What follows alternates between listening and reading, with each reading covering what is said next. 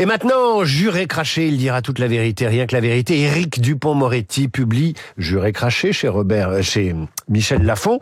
Un retour sur son expérience de ministre de la Justice qui est au cœur des débats et des conversations depuis jeudi, et la condamnation de Nicolas Sarkozy.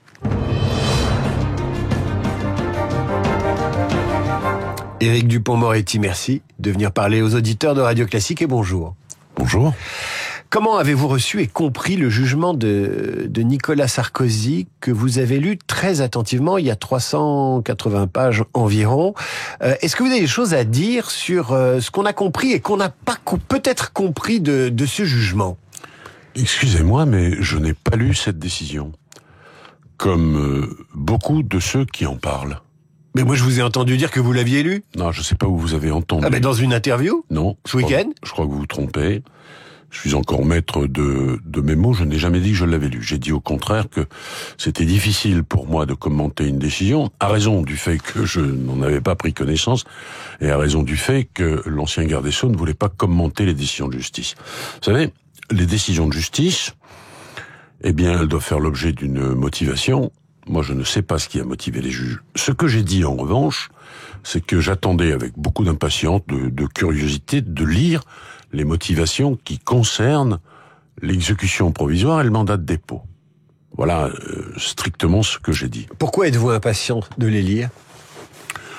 Parce que, comme tout le monde, je suis ému à l'idée que l'ancien président de la République se retrouve en prison dans quelques jours. C'est un séisme pour notre pays. Qu'on aime Nicolas Sarkozy, qu'on le déteste, que l'on soit proche de lui politiquement ou pas, ça n'est pas rien, ça n'est pas n'importe quel événement.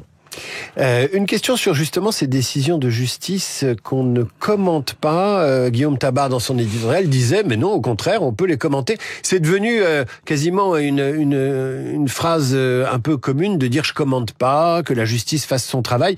En fait, on les commente quand on a envie. Mais ça dépend comment on les commente. Oui. Et il faut que ce soit fondé. Moi, j'ai critiqué âprement ceux qui avaient initié une procédure totalement scandaleuse contre moi. On va y venir. Mais j'ai donné des noms et j'ai dit pourquoi, de façon très, très, très précise. Jeter l'anathème de façon générale, c'est scandaleux, parce que ça dézingue l'état de droit dont on a besoin. Pardon, quand Madame Le Pen, par exemple, fait critiquer par ses séides la décision de justice qui la concerne, au motif que la présidente aurait eu la vocation de devenir magistrate parce qu'elle avait vu un reportage sur Eva Joly, franchement, on marche sur la tête. On est chez les fous.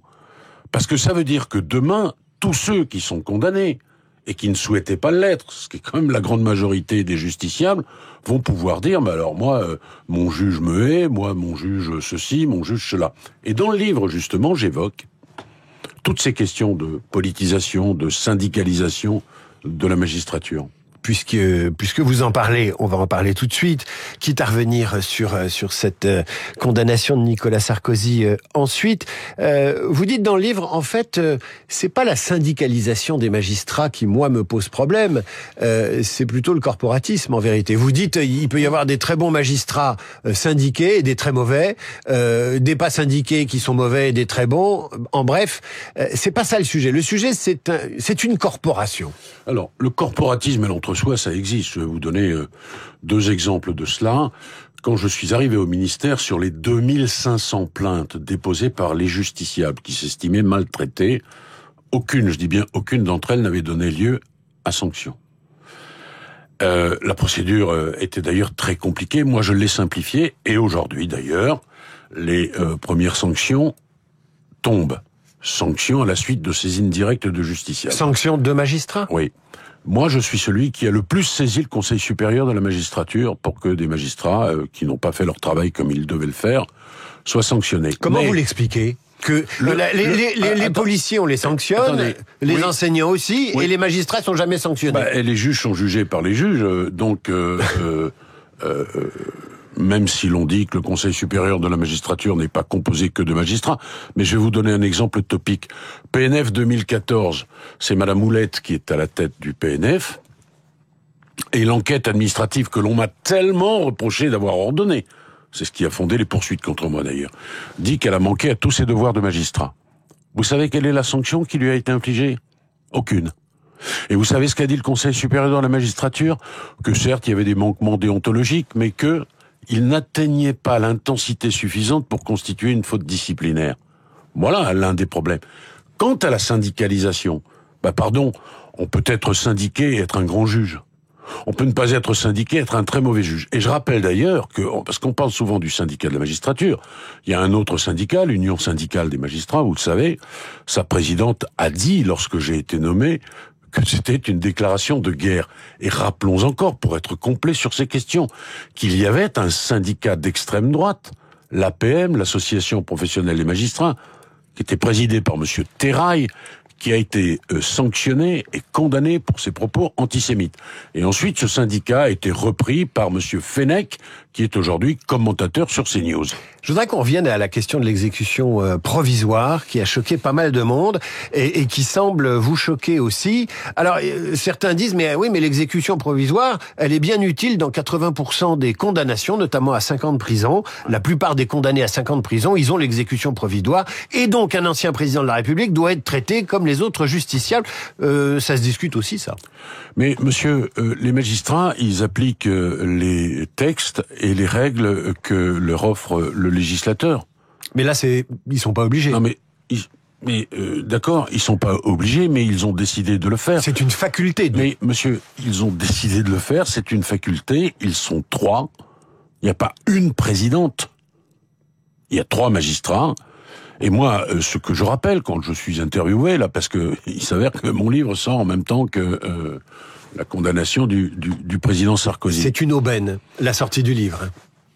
Je pense qu'on réfléchit beaucoup sur le procès que l'on fait à la justice. Il y a une partie qui est sans doute nécessaire et une partie qui est très excessive. Et vous savez, monsieur, moi, je regarde notre époque, puisque je suis de notre époque, mais je constate qu'il n'y a plus de nuances nulle part. Et qu'on peut pas commenter des décisions de justice quand on n'a pas lu la décision, quand on n'a pas suivi le procès, etc., etc., etc. Et il y a beaucoup de commentaires qui sont inutiles. Pour reprendre le cours de ma pensée, le président Sarkozy, il est présumé innocent. Il faut le rappeler, ça. C'est important. Et il sera jugé en appel. Et la façon la plus efficace, peut-être, de critiquer une décision de justice, c'est d'user des voies de recours. Et je veux encore noter avec vous et constater que on critique âprement maintenant les décisions de justice. C'est la haine, c'est le juge qui a eu sa vocation en regardant un film sur Eva Joly, c'est tout et n'importe quoi, n'importe comment, mais on conteste aussi le Conseil constitutionnel. Ouais. Conseil constitutionnel a censuré le texte de monsieur Retailleau. Le texte de monsieur Retailleau, c'est une malfaçon législative, je le dis. Et il était bien normal que le Conseil constitutionnel censure.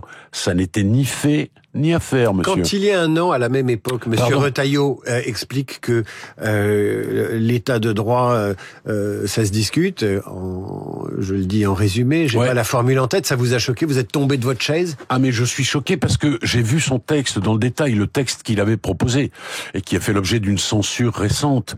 On traite en réalité possiblement le terroriste, le voleur, vol simple, comme on traite le terroriste, puisqu'on permet à un voleur, condamné pour un vol simple, d'être enfermé 7 mois en CRA, sur sur une décision administrative. Non, on peut avoir une situation folle. Voleur qui est condamné par la justice, avec les règles du contradictoire, à 1 mois ferme, et qui se retrouve 7 mois en CRA, sur décision de l'administration. Comment voulez-vous préciser ce que c'est que le CRA? Le centre de rétention administrative. C'est-à-dire que là, on est sur de l'administratif, sans les garanties du judiciaire. C'est tellement paradoxal et c'est tellement fou que le Conseil constitutionnel censure. Et il a raison. Alors, qu'est-ce qui se passe? On dit, mais moi, vous voyez, j'ai pris des mesures pour protéger les Français. Oui, mais elles sont contraires à toutes les règles. Et quand le Conseil constitutionnel fait son travail, alors on dit ensuite, mais vous voyez, c'est le Conseil constitutionnel qui m'empêche de faire le boulot. Pour revenir. Et pardon, c'est une instrumentalisation extrêmement dangereuse. Donc aujourd'hui, on conteste le Conseil constitutionnel, la justice judiciaire, le Conseil d'État. Vous avez toujours parlé comme ça, Éric Dupond-Moretti? Ou alors c'est l'homme qui a fait l'expérience du ministère de la Justice, qui a été ministre de la Justice, qui pense désormais non plus seulement comme un avocat, mais aussi comme un garde des Sceaux? Mais quand j'étais avocat, moi, j'avais en charge des intérêts particuliers. Quand vous devenez garde des Sceaux... ça vous a changé. La question que je vous pose, est-ce que ça vous a changé? Est-ce que votre logiciel a un peu changé? Est-ce que vous avez évolué dans votre façon de voir les choses? Mais je savais déjà, lorsque j'étais avocat, que tel ou tel juge n'était pas bon ou mauvais à raison de son appartenance syndicale. Enfin, pardon, on peut pas demander à des juges d'être des sous-citoyens, de ne pas avoir d'opinion politique. Ce qui est important, c'est que le juge sache, au fond, se départir de ses opinions politiques, mais de tout le reste, de ses a priori. Il n'y a pas que la politique. On peut aimer tel type de comportement dans la vie, détester tel autre type de comportement. Et pourtant, quand on est juge, on va juger des gens qui appartiennent à tous les types de comportements. Donc, le juge, c'est celui qui sait s'abstraire de ses préjugés. Et il y en a de très bons, et il y en a de très mauvais. Bien sûr. Éric Dupond-Moretti, on est en pleine préparation du budget. Est-ce que vous craignez pour les crédits de la justice, vous qui les avez augmentés? Et de façon substantielle. Je compte évidemment sur mon successeur pour se battre, et je sais qu'il le fera. Vous avez une bonne relation avec Monsieur Darmanin? J'ai une excellente relation avec lui, c'est quelqu'un que j'aime beaucoup, je lui reconnais beaucoup de qualités. Là, en l'occurrence, je suis un peu gêné par 2 ou 3 choses et 2 ou 3 expressions qui ont été les siennes.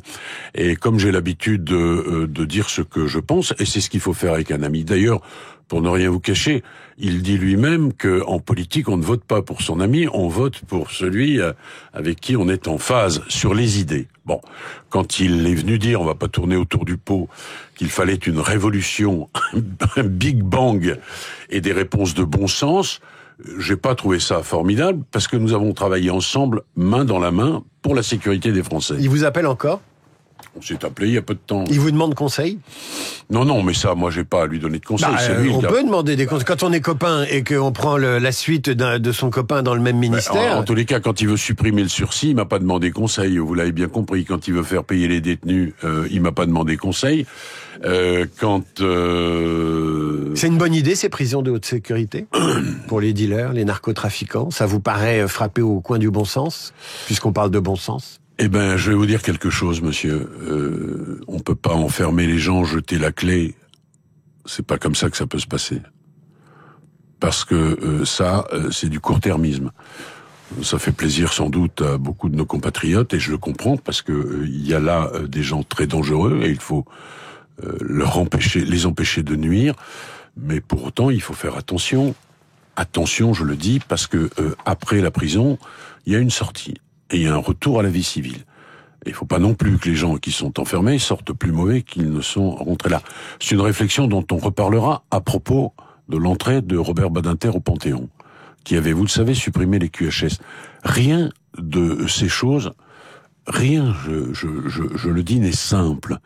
Et tout mérite de la nuance et de la réflexion. Vous craignez pour l'état de droit en France? Bah évidemment, il est contesté tous les jours. Il est contesté tous les jours par de très hautes autorités politiques. Wauquiez, Retailleau, je viens de le dire. Par exemple. Oui, bien sûr. Le Conseil constitutionnel, il faut le respecter. Et dès qu'une décision est rendue, et dès qu'elle ne plaît pas à ceux qui ne la souhaitaient pas, ça devient une critique du Conseil constitutionnel. Enfin, il faut accepter que la justice soit bonne, même quand elle ne vous convient pas. Éric Dupond-Moretti, merci d'être venu parler aux auditeurs de Radio Classique. Juré craché, ça vient de paraître chez Michel Lafon. Vous jouerez mercredi à Bordeaux, votre seule en scène, J'ai dit oui.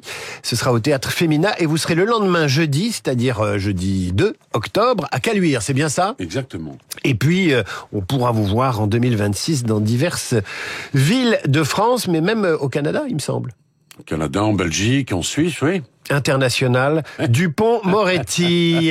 Merci, monsieur le ministre. À bientôt. À suivre le rappel des titres, Charles Bonner. Et puis la revue de presse d'Hervé Gattegno et notre esprit libre du lundi. C'est Luc Ferry, Radio Classique.